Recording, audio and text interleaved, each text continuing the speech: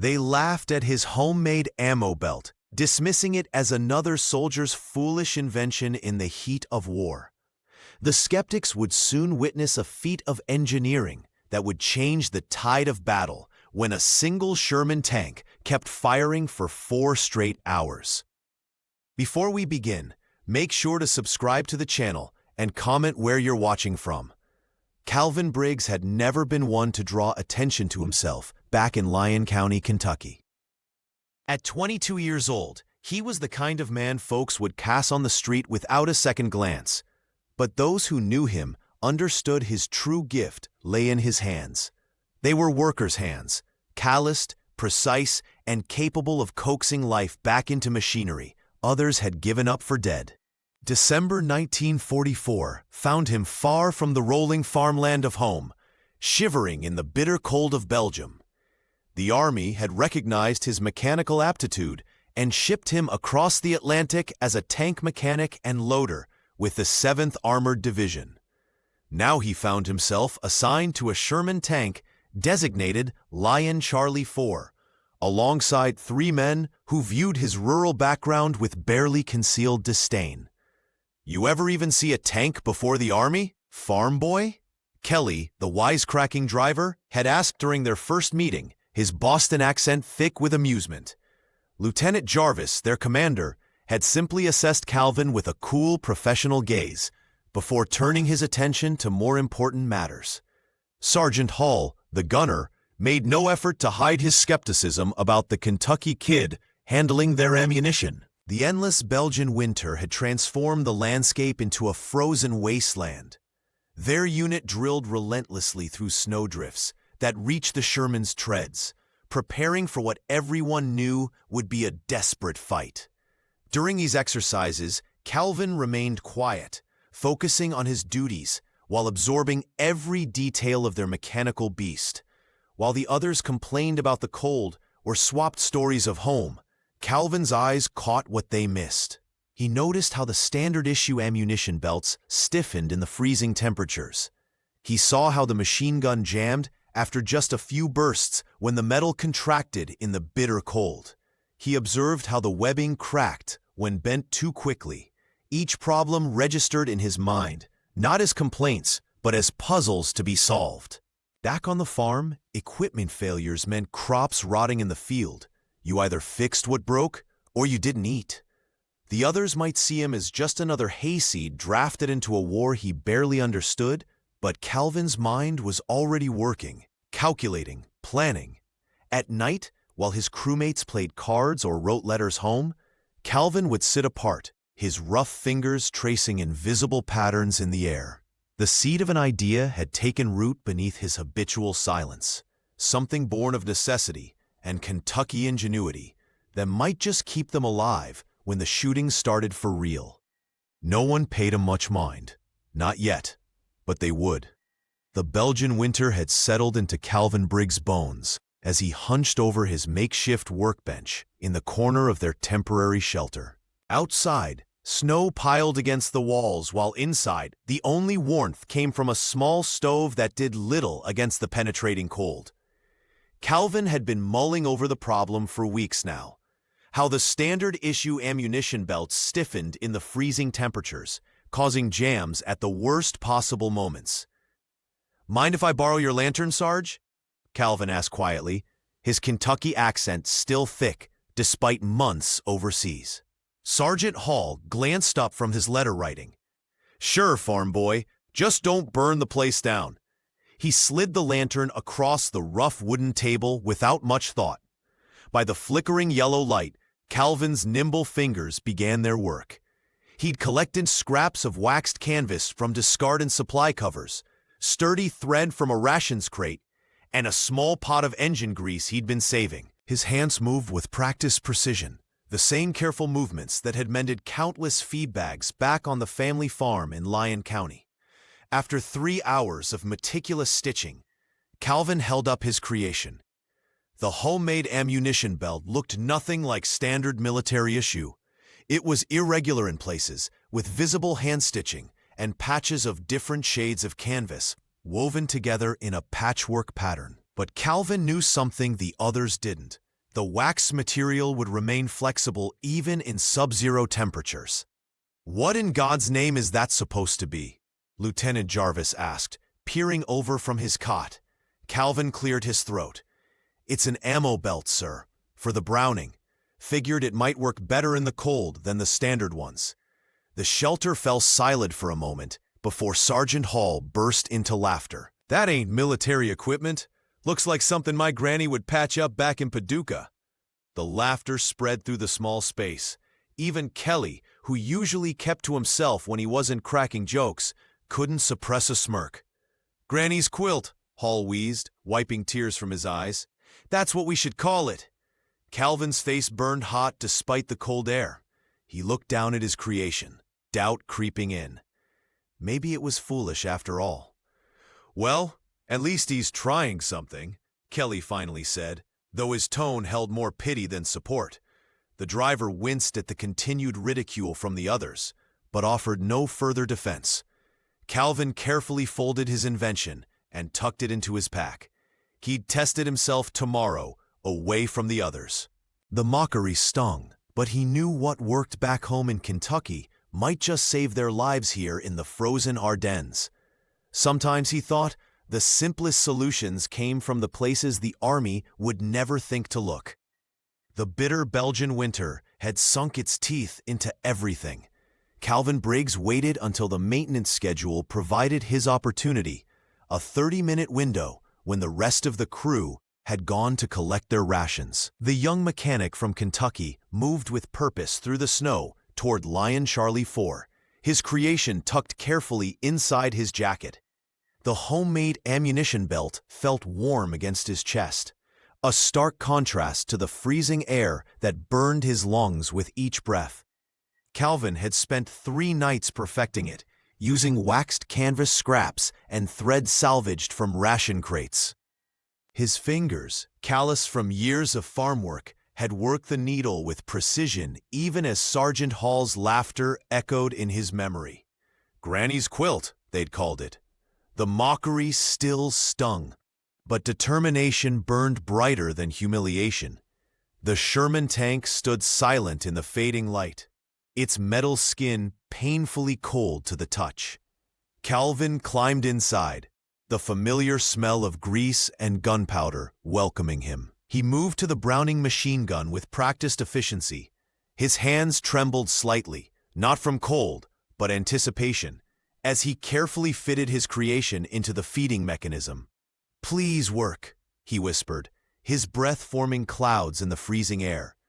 Calvin cycled the action manually, watching intently as the belt fed through. 1 round, then another, then 5 more in perfect succession. No catches, no hesitation. Where the standard issue belts had grown stiff and unreliable in the sub-zero temperatures, his waxed creation remained pliable and smooth. He continued testing, working the action until he was certain. The belt performed flawlessly. No jams, no snags, just smooth, relentless cycling exactly as he'd envisioned.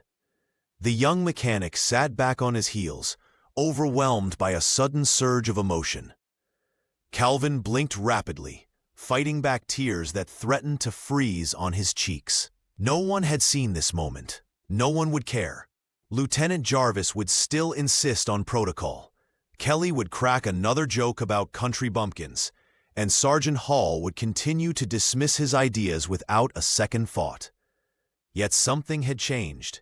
In the gathering dusk inside that cold metal beast, Calvin had proven something to himself. The tank's interior had become a sanctuary for his first silent victory. He carefully removed the belt, tucking it back inside his jacket. Tomorrow, perhaps, they might need it. Tomorrow, they might see. But for now, this moment belonged to him alone. A quiet triumph in a war that had little use for quiet men. Calvin slipped out of the tank and back toward camp, leaving no trace of his test behind except for a set of footprints rapidly disappearing under fresh-falling snow. The rumors spread like wildfire through the ranks of the 761st Tank Battalion. Men huddled in small groups, their breath forming clouds in the frigid Belgian air as they exchanged whispers about their next assignment. Calvin Briggs overheard snippets as he worked on Lion Charlie 4's engine, his fingers nearly numb despite his worn leather gloves. "Thinnest part of the line," muttered a sergeant passing by. "Right outside Bastogne. Might as well send us straight to the cemetery." The young mechanic kept his head down, focusing on the task at hand, but his stomach knotted with each new rumor. That evening, Lieutenant Jarvis gathered their crew for a briefing inside the relative warmth of an abandoned barn. "We're being deployed to Ridge 133, Jarvis announced, his voice steady despite the gravity of the news. "Command needs us to hold that position at all costs." Sergeant Hall spat into the hay-strewn floor. "With what? Supply lines are stretched thinner than my mama's pie crust back in Paducah." "We'll make do with what we have," the lieutenant replied, his jaw set firmly. "Standard protocol. We load regulation ammunition, maintain regulation schedules, and follow regulation procedures." Kelly, hunched near the small stove they'd fashioned from an oil drum, let out a hollow laugh. "Regulations won't keep our guns from freezing, sir." The temperature had plummeted to well below zero, turning metal brittle and ammunition belts stiff as boards. Calvin had seen 3 machine guns jam that morning alone, their mechanisms frozen solid despite the gunners' best efforts. After the briefing, while the others sought whatever comfort they could find, Calvin slipped back to the tank. Under cover of darkness, he carefully packed his homemade belts alongside the standard issue webbing. The waxed canvas felt supple even in the bitter cold, unlike the regulation equipment that cracked like glass when bent. "What are you doing, Briggs?" Lieutenant Jarvis's voice startled him. Calvin straightened up, expecting a reprimand. "Just checking our supplies, sir." The officer's eyes fell on the handmade belts. For a moment, Calvin thought Jarvis would order him to remove them. Instead, the lieutenant nodded almost imperceptibly. "Make sure everything is regulation when the captain comes around," he said quietly before walking away. As dawn broke the next morning, Lion Charlie 4 and 5 other tanks rumbled toward Ridge 133. Through the viewport, Calvin could see the exposed hillside, devoid of cover and painfully vulnerable. No one believed this position could be held against a determined German assault. The young Kentuckian patted his jacket pocket, feeling the reassuring bulk of his extra granny's quilt belts. Standard issue might fail them, but he'd be ready when it did. The tension inside Lion Charlie 4 was thick enough to cut with a bayonet. Frost had formed on the interior metal surfaces, and each breath emerged as a small cloud of condensation. Kelly, hunched over the driver's controls, couldn't seem to stop talking. "You know what we could use right now, Briggs? Some of that Kentucky moonshine you farm boys cook up. Bet that stuff could power this tank if we ran out of fuel." He chuckled, his knuckles white on the controls. "Probably melt these frozen ammo belts, too." Calvin Briggs said nothing, just continued checking the ammunition stores with methodical precision. The young mechanic's silence only seemed to encourage Kelly further. "Hey, Lieutenant," the driver called back to Jarvis, "you think the Army planned this do-it-yourself program all along? Send us out here with equipment that don't work so country boys like Briggs can fix it with spit and baling wire?" Lieutenant Jarvis shot him a warning glance. "Focus on your station, Kelly." Sergeant Hall snorted from the gunner's position. "If the brass planned that far ahead, we wouldn't be sitting on this god-forsaken ridge in the first place." The conversation died as a distant explosion illuminated the horizon. The men fell silent, each retreating into private thoughts as the cold bit deeper into their bones. Calvin noticed Kelly surreptitiously reaching into his jacket pocket, fingering something hidden there. When their eyes met, the driver shrugged with forced nonchalance. "Just keeping one of your quilts handy, farm boy. You know, just in case." Calvin nodded slightly, surprised by the gesture. It was the first time any of them had voluntarily taken one of his homemade belts. Outside, the wind howled across the Belgian countryside, driving snow against the armored vehicle with increasing fury. Through the viewport, they could see other tank crews struggling with their equipment, cursing as standard-issue ammunition belts grew stiff and brittle in the sub-zero temperatures. "Jesus," Hall muttered, watching a nearby crew frantically trying to warm their frozen belts over a small stove. Those poor bastards. Lieutenant Jarvis shifted uncomfortably in his seat. His eyes drifted to Calvin's canvas creation, then back to the official equipment. The mockery that had followed Briggs for weeks was fading, replaced by uncertain glances and thoughtful silence. "How many of those things you got ready, Briggs?" he finally asked, his voice carefully neutral. "4 complete, sir. Working on 2 more," Calvin answered quietly. The lieutenant nodded, saying nothing more, but the acknowledgement hung in the air like a peace offering. As night fell completely, the temperature plummeted further. In the distance, the rumble of engines grew louder. The enemy was moving under cover of darkness and weather.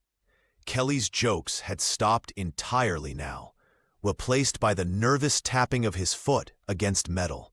They were about to discover if Calvin's creation would be their salvation or just another farm boy's folly. The silence shattered like glass.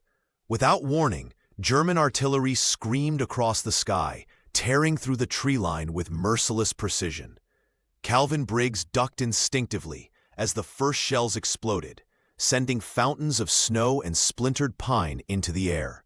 The ground beneath Lion Charlie 4 trembled as if the earth itself was afraid.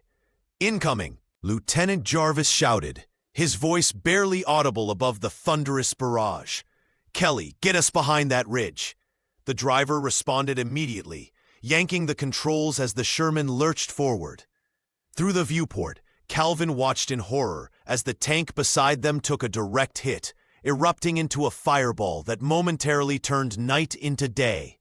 Men screamed, their voices quickly swallowed by the roar of explosions. 3 tanks down. Hall yelled from his gunner position. Maybe 4. Within minutes, half the American armor lay scattered across the battlefield, smoking hulks of twisted metal against pristine snow. Lion Charlie 4 found itself dangerously exposed as they struggled to reach cover.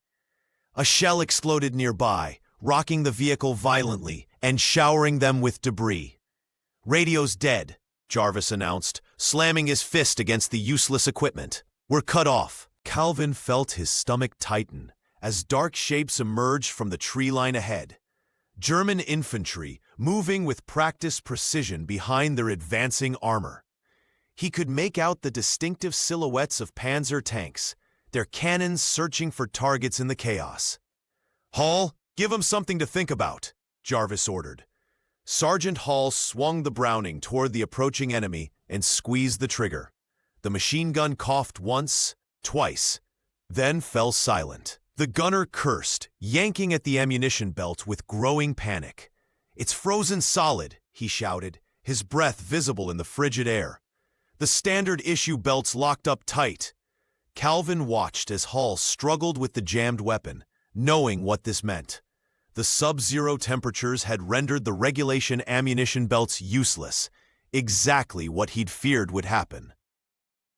Outside, the German forces continued their advance, methodically closing the distance. "We're sitting ducks without that gun," Kelly called out, his usual jokes replaced by raw fear.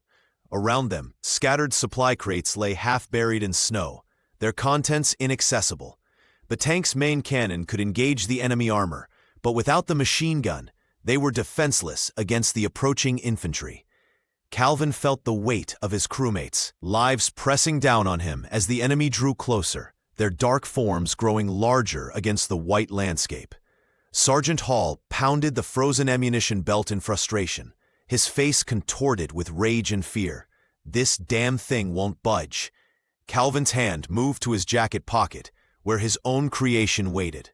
The moment of truth had arrived sooner than he'd expected. The German shells shrieked overhead, each explosion sending tremors through Lion Charlie 4's metal frame.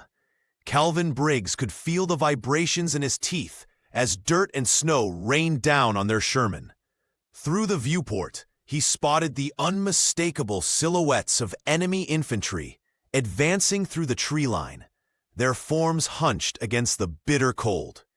"Guns jammed," Sergeant Hall shouted, his voice tight with panic as he wrestled with the frozen Browning. The standard issue ammunition belt had seized up completely, rendered useless by the biting Ardennes frost.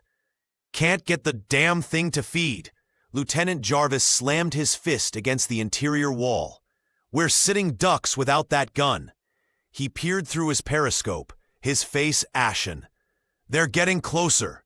Calvin didn't hesitate. He reached into his pack and pulled out the waxed canvas creation that had earned him nothing but ridicule. His fingers, numb with cold, worked with practiced precision as he removed the frozen standard belt. "What the hell are you doing, Briggs?" Hall demanded, sweat beading on his forehead despite the freezing temperature. Calvin didn't answer, focused entirely on fitting his homemade belt into the feeding mechanism. The sergeant watched, with obvious skepticism, his eyes darting between Calvin's hands and the advancing enemy. "That thing won't work," Hall muttered, but there was a note of desperate hope in his voice. Jarvis leaned over, taking in the situation with a single glance. His expression hardened with determination. "Anything that works, Briggs. Do it now." With a final adjustment, Calvin locked the belt into place. He nodded to Hall, who hesitated only a fraction of a second before squeezing the trigger. The Browning roared to life, spitting out a perfect stream of bullets. The tank mechanic's creation fed smoothly through the mechanism, each round following the next without a single hitch. The homemade belt, with its carefully applied mixture of engine oil and candle wax, remained pliable where military-grade equipment had failed. Outside, the German advance faltered as Lion Charlie 4's machine gun tore into their ranks. Men dropped to the snow or scattered for cover. Kelly let out a whoop from the driver's seat. "Holy hell, it's working," he shouted, his earlier jokes forgotten. The heat from the continuous firing began to melt the snow around their tank's barrel, creating a steaming puddle that contrasted sharply with the frozen battlefield. Calvin fed the belt steadily, his expression unchanged even as Hall turned to him with newfound respect. "Granny's quilt is saving our hides," Hall admitted, no mockery in his voice now. Calvin simply nodded, focused on keeping the ammunition flowing.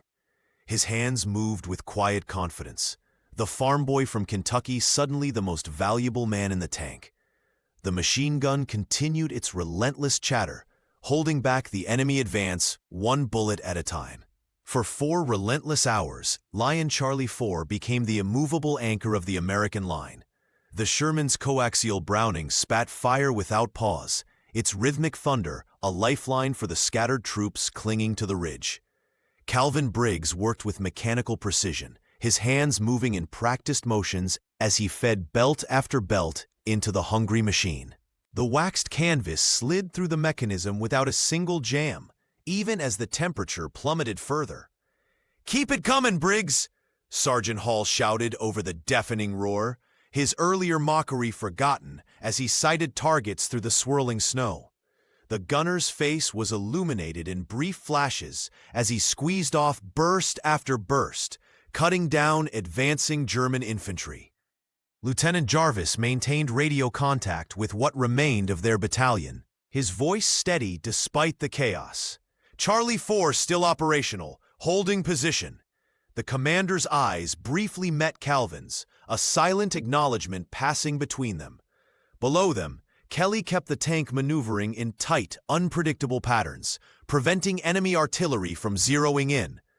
"How's that fancy sewing holding up?" he called back, his trademark humor thin but present. Word spread quickly along the fragmented line. Within the first hour, a desperate crew from Lion Charlie 2 sent their loader crawling through the shell-pocked snow. The young soldier arrived breathless, his helmet gone, blood freezing on his temple. "Captain says we need one of those belts," he gasped. "Standard issue is freezing solid. We're sitting ducks." Calvin nodded, wordlessly passing 2 of his precious handmade belts to the man. As the loader turned to leave, Jarvis grabbed his shoulder. "Tell the others," the lieutenant ordered. "If you need Briggs belts, send someone. We'll keep you supplied." By the third hour, 5 different tanks were firing exclusively with Calvin's creation. Men risked death crossing the exposed terrain, diving for cover as artillery screamed overhead. Some crawled hundreds of yards through the frozen mud, clutching the precious belts like talismans. In the 4th hour, when ammunition began running dangerously low, Calvin modified his design on the spot, creating a double feed system that conserved rounds while maintaining rate of fire. His fingers bled from the constant work, but he never slowed. As dusk approached, the German advance finally faltered. The line had held, barely, and Lion Charlie 4's gun barrel glowed red-hot in the gathering darkness. 4 hours, Hall whispered, his voice hoarse from shouting. 4 goddamn hours of continuous fire. The sergeant removed his gloves, revealing blistered hands. Never seen anything like it. Calvin said nothing, already preparing more belts for the night ahead. What had begun as Granny's quilt had become more valuable than gold or glory. It had become survival itself. By dawn, whispers of the Briggs belt had spread through the ranks faster than official orders ever could. Calvin Briggs awoke to find 3 tank commanders waiting outside their Sherman, each with the same request. Word had traveled overnight about how Lion Charlie 4 had maintained continuous fire when standard equipment failed. "Your contraption saved our asses out there," admitted a sergeant from Baker Company, his face weathered from weeks of combat. "Any chance you could fix us up with some?" Calvin nodded quietly, his hands already reaching for his sewing kit. By midday, soldiers from neighboring battalions were making detours to find the quiet Kentuckian. Even the notoriously stern supply sergeant from the 101st Airborne trudged through knee-deep snow, a carton of Lucky Strikes tucked under his arm. "Heard you're the miracle worker," the man grunted, placing the cigarettes on a crate. "2 belts. That's my offer." The mechanic accepted with a nod, knowing the value of those cigarettes in the frozen Ardennes. What had begun as a joke, Granny's quilt, they'd called it, had transformed into something soldiers would risk crossing exposed ground to obtain. By afternoon, Lieutenant Jarvis approached Calvin with news that changed everything. "Command wants you off the line. You're too valuable now." The tank loader looked up, confusion evident in his expression. "They've allocated that old bar near the crossroads," Jarvis explained. "You're to set up shop there and make as many belts as possible." That evening, Calvin found himself in a drafty Belgian barn, surrounded by scraps of canvas and wax. The lantern light cast long shadows as his needle moved rhythmically through the material. Kelly had volunteered to help, his usual wisecracks replaced by focused concentration. "Never thought I'd be sewing instead of shooting," the driver muttered, fumbling with the thread. Outside, a line was forming. Mechanics, gunners, and even a few officers waited patiently in the bitter cold. Each carried something to trade: rations, ammunition, personal items, anything for one of the belts that might keep their crews alive. Sergeant Hall appeared with 2 other gunners, demonstrating the proper waxing technique Calvin had perfected. "Not too thick," he instructed, his voice carrying the authority of experience. Briggs figured out exactly how much keeps it flexible without getting sticky. As midnight approached, Calvin paused to flex his cramping fingers. The barn floor was littered with completed belts, each one representing lives that might be saved. The farm boy from Lyon County had become the most sought-after man in the battalion, not for heroics or bravery, but for the simple, practical solution his hands had created. The joke had become a lifeline, and the mocked had become essential. Calvin Briggs hunched over his workbench in the flickering light of the old Belgian barn. His calloused fingers, stained with grease, methodically rubbed a thick paste into strips of canvas salvaged from abandoned supply crates. The secret to his success wasn't complicated, just a carefully measured mixture of engine oil and melted candle wax that he'd perfected through trial and error. Folks back home would laugh seeing me use Mama's quilting techniques on war machines, he muttered to himself, smiling slightly as he worked the mixture deep into the fibers. The Kentucky farm boy had spent years repairing feed sacks and harnesses, learning which materials could withstand strain and which would tear under pressure. This knowledge, dismissed as country simplicity by his crewmates just weeks ago, was now keeping men alive across the front. Outside, the temperature had plummeted to 15 degrees below zero. Standard-issue ammunition belts froze solid in such conditions, becoming brittle and useless when needed most. But Calvin's waxed creations remained pliable, feeding smoothly through the Browning machine guns when everything else failed. Lieutenant Warren Peters, an ambitious officer from the neighboring battalion, had watched the growing reputation of the Briggs belt with increasing interest. Determined to claim some glory, he gathered ordinary canvas and attempted to replicate Calvin's design without bothering to learn the proper technique. Just some greasy rags stitched together. Peters had scoffed to his men. Any fool could make these.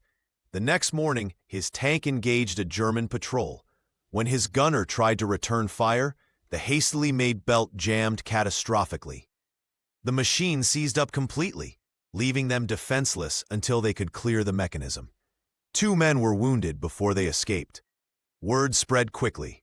Kelly, who had once mocked Calvin's granny's quilt, now fiercely defended the quiet mechanic's work. There's knowing what something looks like and knowing how to make it work, he told the shaken survivors from Peter's crew.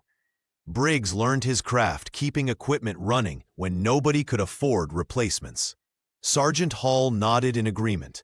The wax-to-oil ratio has to be exact. Too much wax, it gets brittle in the cold. Too much oil, it attracts dirt and gums up the works. Calvin himself said nothing about the failed imitation. Instead, he simply showed 3 more mechanics his method, patiently demonstrating how to work the mixture into the weave until it penetrated completely without saturating the material. By nightfall, the barn had become an unofficial workshop. Men who had never sewn a stitch in their lives learned to create the belts that might save them when the next German assault came. And through it all, Calvin's quiet expertise spoke louder than any boast or claim to glory ever could. Captain Thomas Merritt arrived at the barn with a clipboard and a frown etched into his weathered face.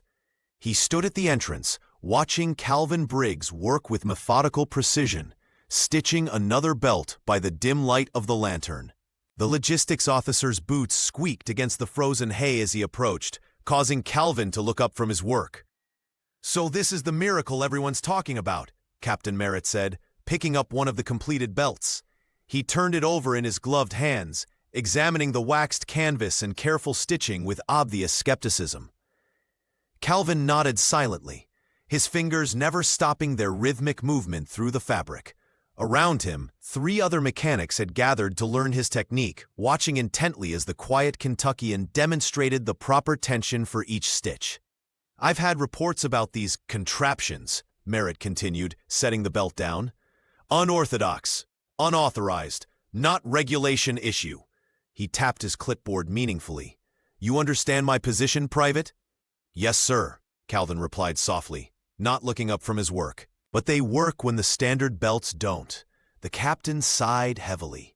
"I can't deny the field reports. 4 tank crews credit your invention with saving their positions." He paced the small workspace, boots crunching on the straw.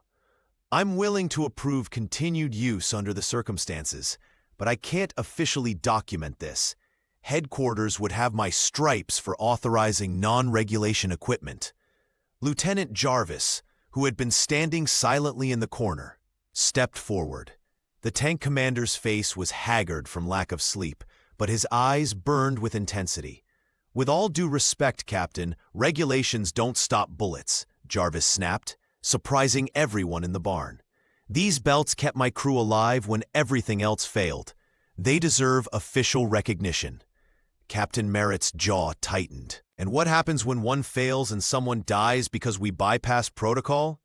What happens when they all die because we didn't?" Jarvis countered. "Calvin's belts work, period."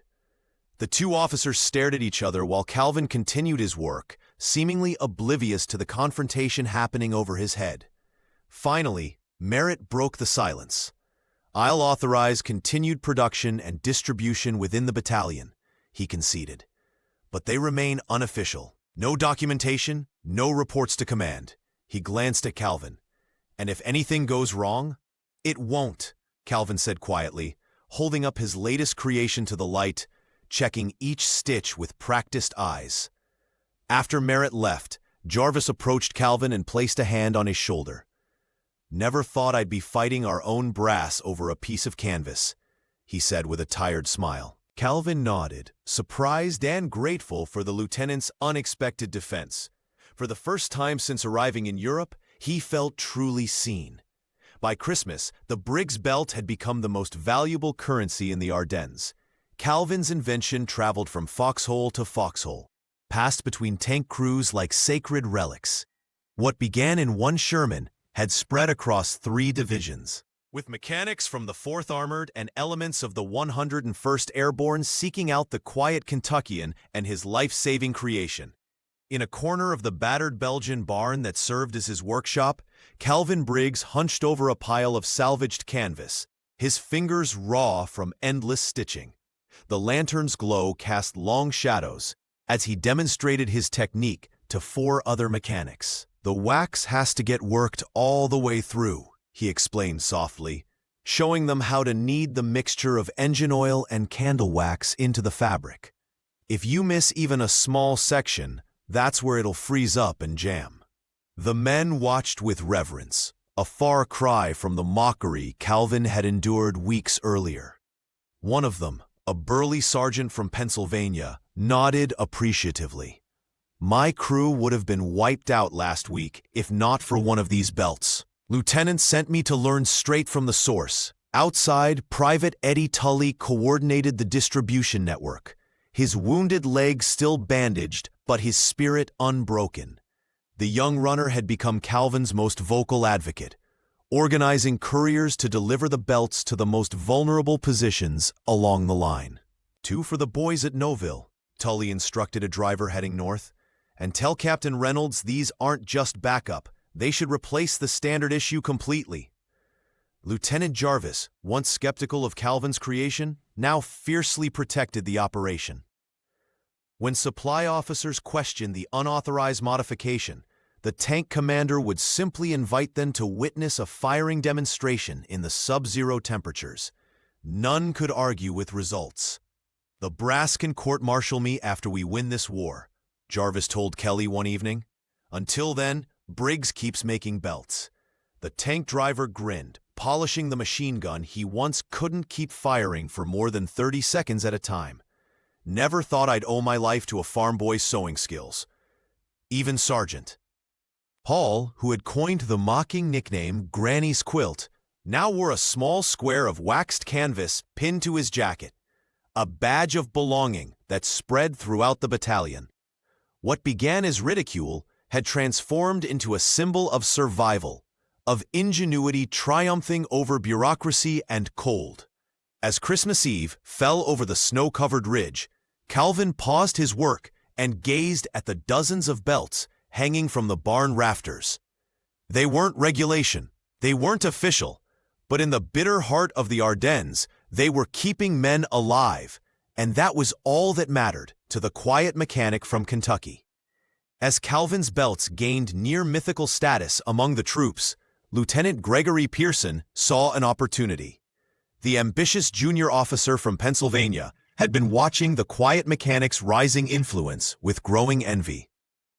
While others were fighting and dying, this Kentucky farm boy was becoming a hero for sewing bags. It seemed absurd to Pearson. One frigid morning, Pearson approached headquarters with what he claimed was an improved design of the ammunition belt. He presented it to Captain Merritt with practiced confidence, describing it as his own innovation, based on consulting with the enlisted men. The logistics officer, still uncomfortable with unofficial equipment modifications, nevertheless authorized a field test. Calvin learned about the copycat belt when Kelly burst into the barn where he was working. "Some lieutenant's taken your idea to headquarters," the driver explained, his usual jokes absent. "Says he's perfected it or some nonsense." The news hit Calvin harder than he expected. His belts weren't about recognition. They were about keeping men alive.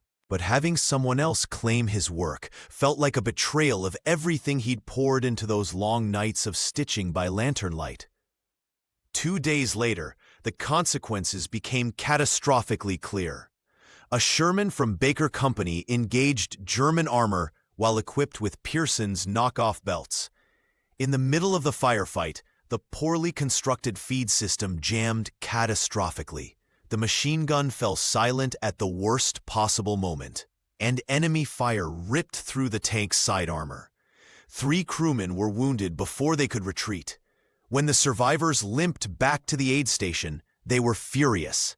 That belt was nothing like Briggs's design, one bloodied gunner told anyone who would listen. The stitching tore apart after 20 rounds, and there wasn't a drop of that wax mixture. Lieutenant Jarvis, hearing the news, marched directly to Captain Merritt's makeshift office. "That man nearly got an entire crew killed with his ambition," Jarvis said, pointing at Pearson, who stood pale-faced in the corner. "I want Briggs' exact specifications documented and distributed properly," Jarvis continued, "with his name attached." Captain Merritt, shaken by the near disaster, nodded. "Have Briggs write up the process himself." That evening, Galvin sat with a pencil and paper, carefully detailing every step of his process. As he wrote, Sergeant Hall appeared with coffee. "I heard what happened," the gunner said quietly. "That lieutenant's being transferred to supply counting blankets." Calvin just nodded, continuing to write. "You know," Hall added, "you might not have gone to college, but you've saved more lives than any officer I've met."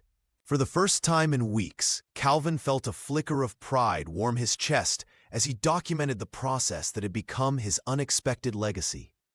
Private Eddie Tully stumbled through the barn door, his left arm bandaged and blood seeping through his uniform. Calvin Briggs looked up from his workbench, hands pausing mid-stitch on another ammunition belt. "You, Briggs?" the wounded runner gasped, steadying himself against a wooden beam.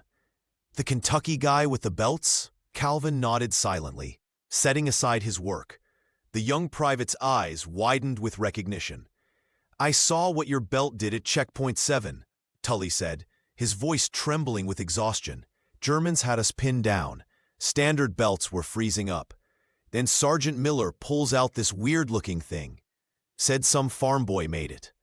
He gestured toward Calvin's workbench. "4 tanks went down, but ours kept firing. Your belt saved 23 men, including me." Calvin offered the wounded soldier a seat on a hay bale and passed him a canteen.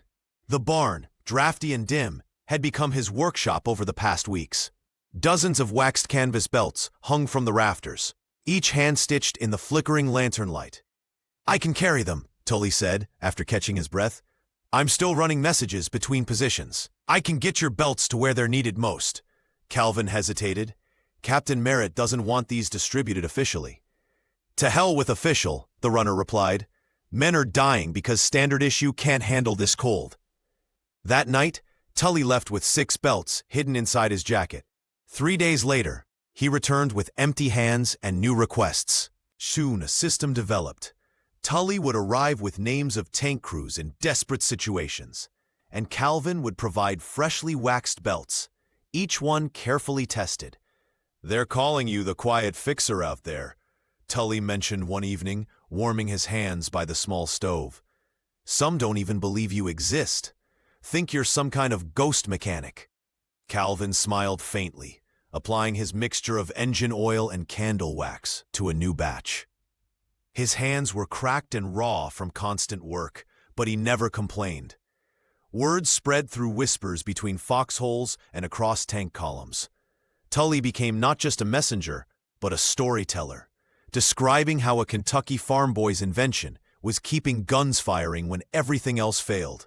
"Lieutenant Jarvis says you could get recognition for this," Tully mentioned once. Calvin shook his head. "Don't need recognition, just need them to work." As January's bitter cold deepened, their partnership strengthened. Tully risked his life daily, dodging artillery to deliver Calvin's life-saving creation. The wounded runner had found his purpose, and Calvin had found something he never expected in the middle of war, a true believer in his quiet genius. The bitter cold of the Ardennes had become a familiar enemy, almost as constant as the distant thunder of artillery that punctuated each day. Inside the makeshift workshop, a Belgian barn with half its roof intact, Calvin Briggs hunched over his work, fingers raw and cracked from endless hours of stitching.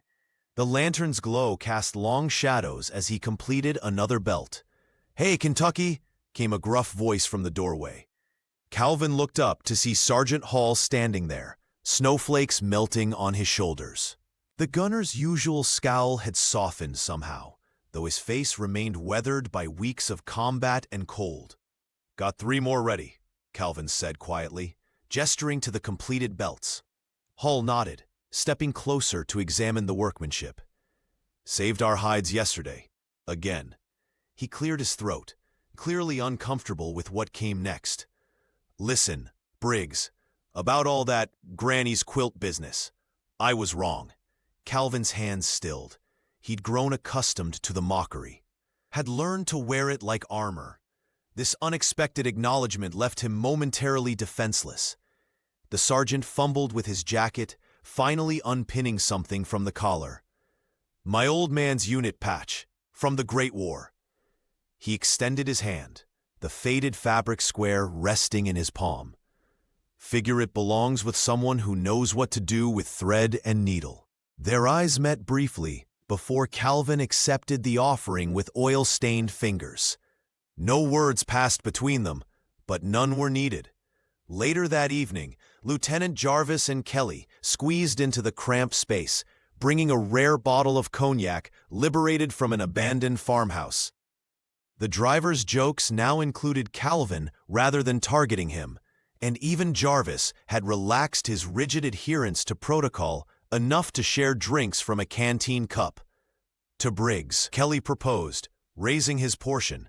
Who knew a farm boy could save a tank battalion with sewing skills? They laughed, not at Calvin, but with him. The sound echoed strangely in his ears, unfamiliar yet welcome. As the night deepened and the men traded stories of home, Calvin realized something had fundamentally changed. These men who'd once seen him as an outsider, a curiosity at best and a liability at worst, now looked at him as one of their own. In the frozen hell of Belgium, far from the Kentucky fields he knew, Calvin Briggs had found what had always eluded him back home: belonging. He carefully pinned Hall's patch to his own jacket, a symbol of respect earned through quiet competence rather than bold heroics. The siege might continue, the danger unabated, but Calvin was no longer facing it alone. The first light of New Year's Eve brought no celebration, only the distant thunder of German artillery. Through his periscope, Lieutenant Jarvis spotted the unmistakable silhouettes of Panzer tanks emerging from the tree line, their engines growling like hungry predators across the snow-covered field. "They're making one last push," he announced grimly. "Calvin, get ready." Calvin Briggs nodded silently, his raw, blistered hands already loading the Browning with his waxed canvas belt. Around them, only 5 other Sherman tanks remained operational on the ridge, each now equipped with his homemade creation. "Radio's crackling," Kelly reported from the driver's seat, his usual jokes absent. "Command says hold for 3 hours. Reinforcements are trying to push through." Sergeant Hall swiveled the turret, his face set in determination. 3 hours with these odds? Might as well ask for the moon. The first shells landed 50 yards short, sending plumes of dirty snow skyward. Lion Charlie 4 shuddered as Kelly maneuvered it behind a small rise, offering minimal cover. Through the viewport, Calvin counted at least 12 enemy vehicles advancing in formation. "Conserve ammunition," Jarvis ordered. "Wait until they're in range." The minutes stretched like years until the first German tank crested the small hill 300 yards away. Hall fired, the Sherman rocking backward with the recoil. A direct hit, 1 down, but the others kept coming. Soon, the ridge became a storm of fire and metal. 2 American tanks erupted in flames to their left. Another took a direct hit, but kept firing. Calvin's hands moved mechanically, feeding belt after belt into the hungry machine gun as Hall targeted infantry trying to flank their position. "We're almost out of main gun rounds," Jarvis shouted above the din. "But the Browning keeps singing," Hall replied, a hint of wonder in his voice, as Calvin's belt continued to feed flawlessly, despite the sub-zero temperatures. For 2 hours, they held the machine guns on all remaining tanks, firing continuously, thanks to the Briggs belts. The German advance slowed, then stalled completely when they realized the devastating firepower wasn't diminishing as expected. Private Tully appeared like a ghost, crawling through the battlefield with fresh belts strapped to his back. "Command says 15 more minutes," he gasped, passing the supplies through the hatch. When American P-47 fighters finally roared overhead, followed by the distant rumble of Sherman reinforcements, the German column was already in retreat. Their attempted breakthrough to the supply depot at Foy had failed completely. As silence gradually returned to the ridge, Jarvis placed a hand on Calvin's shoulder. "Your grandmother would be proud of that quilt, Briggs," he said quietly.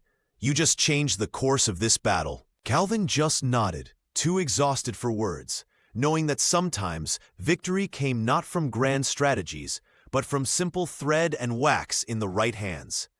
The victory came at a heavy price. Calvin Briggs stared down at his hands in the dim light of the Belgian barn. They were raw and blistered, cracked in places where the skin had split from endless hours of stitching, waxing, and feeding ammunition. Blood had dried in the creases of his palms, mixing with machine oil and wax residue. These weren't the hands of a soldier.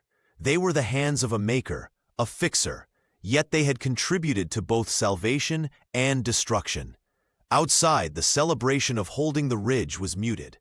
Too many had fallen. Calvin remembered Private Wilson, who'd crawled through artillery fire just yesterday to get one of his belts, now lying cold beneath a makeshift cross.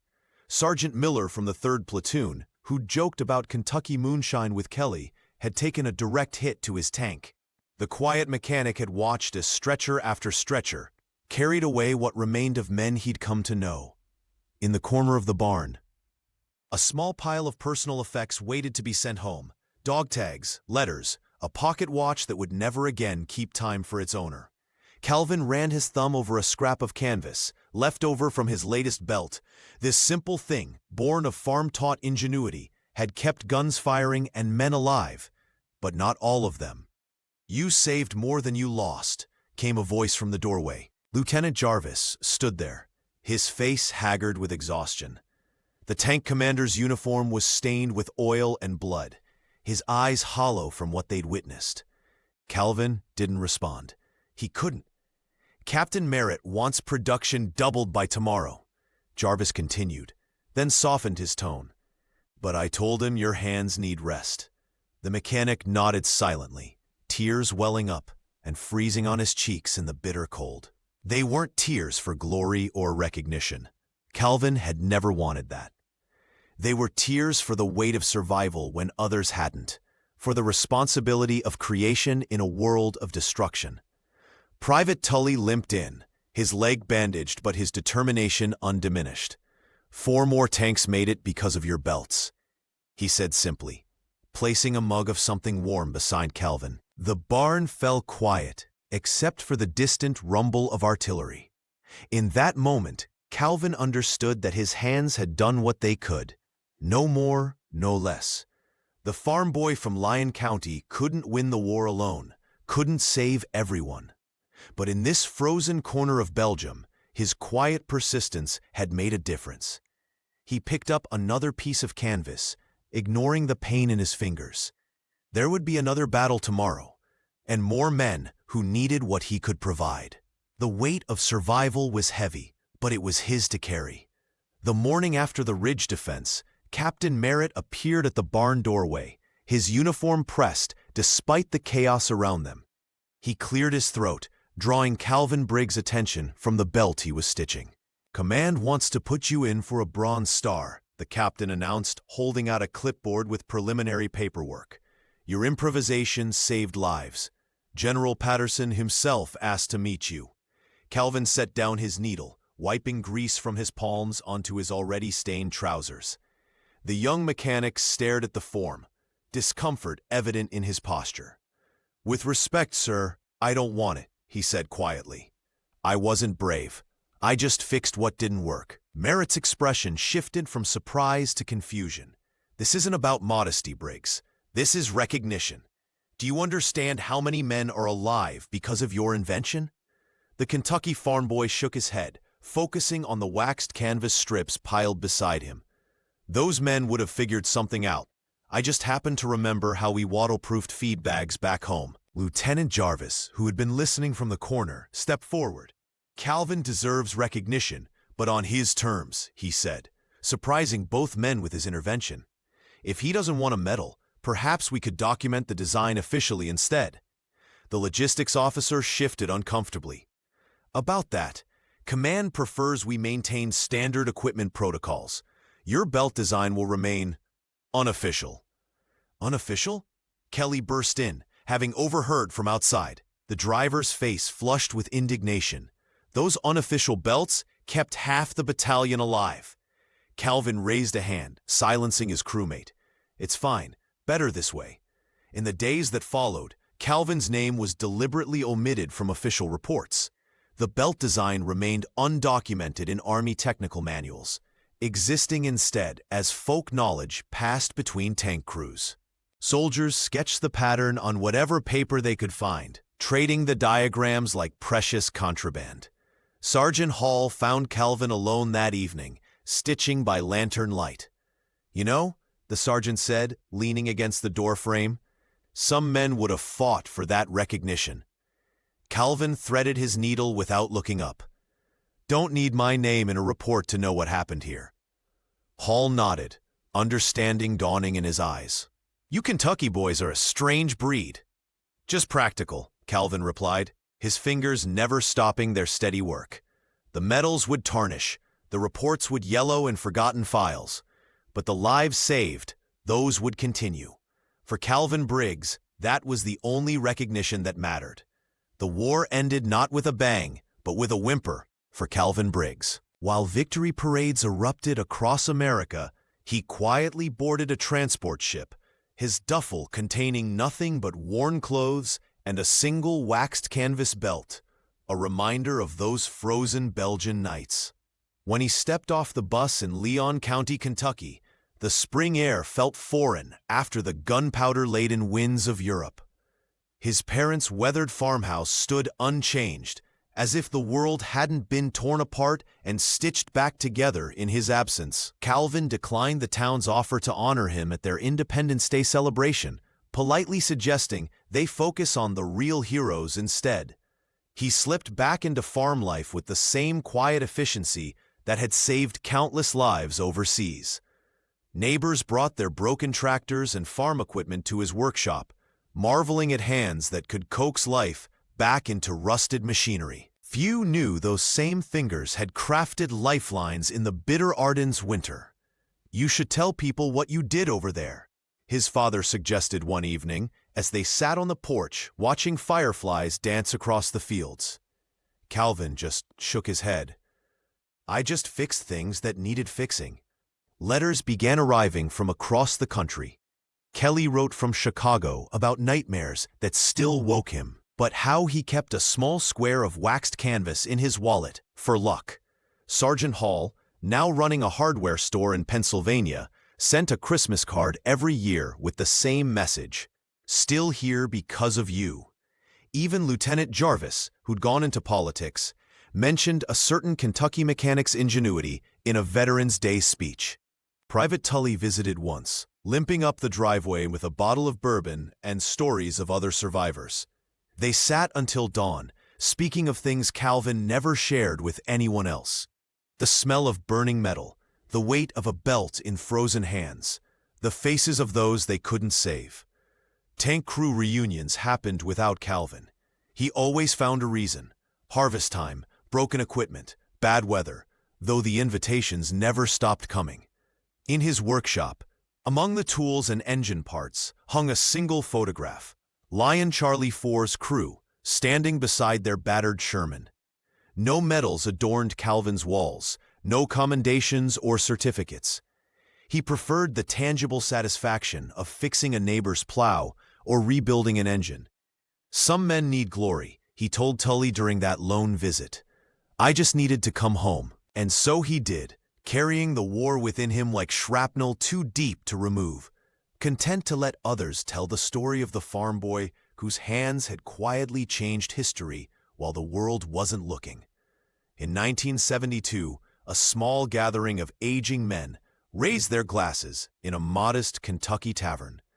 Their hair had grayed, their shoulders stooped, but their eyes still carried the sharp memory of Belgian snow and German artillery. "To Calvin Briggs," said Robert Hall, his gunner's hands now gnarled with arthritis, "the quietest hero I ever knew." The men nodded solemnly. Nearly 3 decades had passed since the Battle of the Bulge, but none had forgotten the farm boy whose simple innovation had kept them alive when regulations and standard equipment failed.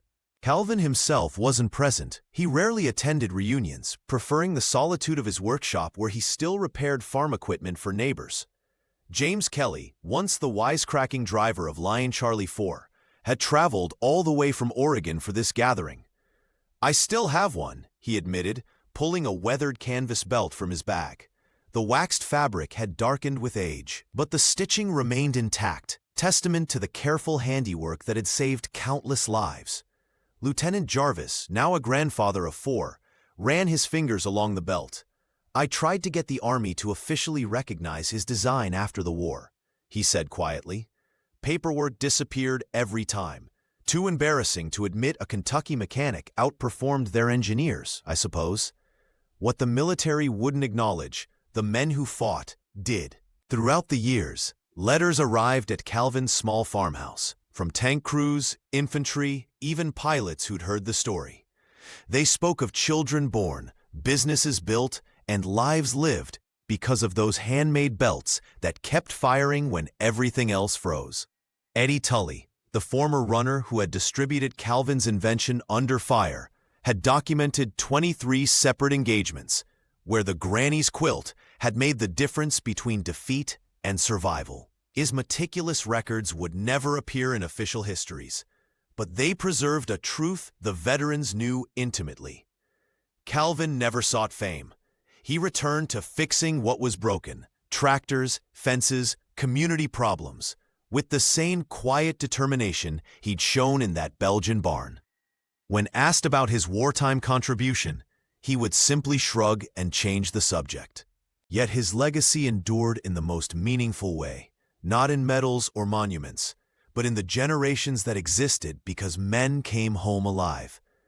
In a war defined by industrial might and grand strategy, it was a humble farm boy's understanding of thread, wax, and necessity that had made an unmeasurable difference. "Some heroes shout," Hall said, raising his glass one final time.